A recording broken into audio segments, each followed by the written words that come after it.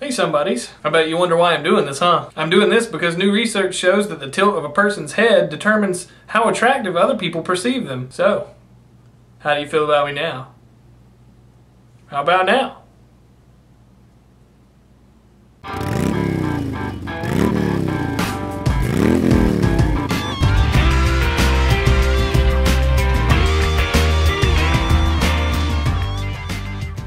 Joe 2.0 says hi, by the way.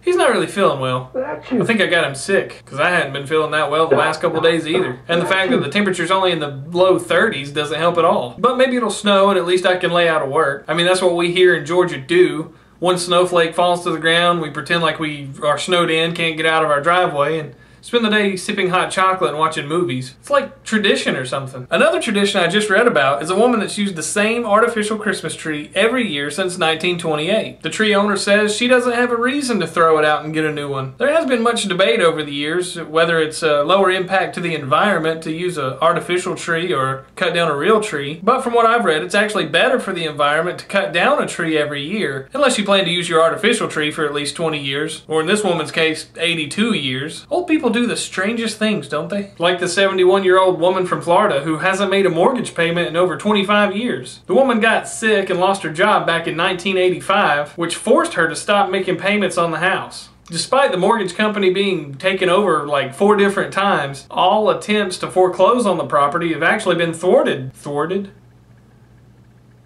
I don't know, people still use that word. Even after a 25-year struggle, eventually the mortgage company's probably gonna win. Of course, the company that throws a 71-year-old woman onto the streets after a 25-year battle is probably gonna get some negative publicity. A couple in Wisconsin got some bad publicity after a wife accidentally bit off her husband's tongue while trying to kiss him. Wait, what? I'm no stranger to passion. Or bad kissers for that matter. But how do you bite off somebody's tongue? The article says that the man called 911. 911, what's your emergency?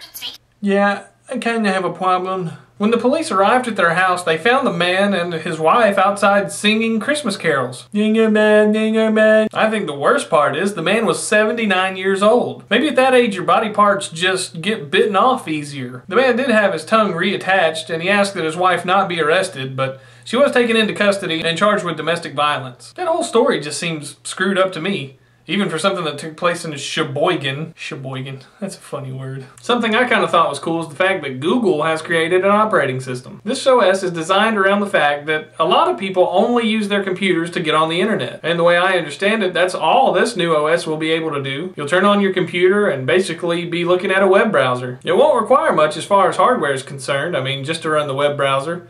And if you want to save stuff, you'll actually be saving it to a virtual drive on the internet instead of a local hard drive. You can go to Google's website and sign up to be a test user. This may just be the next big thing in computers. Who knows? Note to self, buy Google stock. But that's all I've got for you today. Links to all the stories I've talked about are going to be down below. Don't forget to send stuff here, or there. I'm Joe Somebody. Now you know because you heard it from somebody.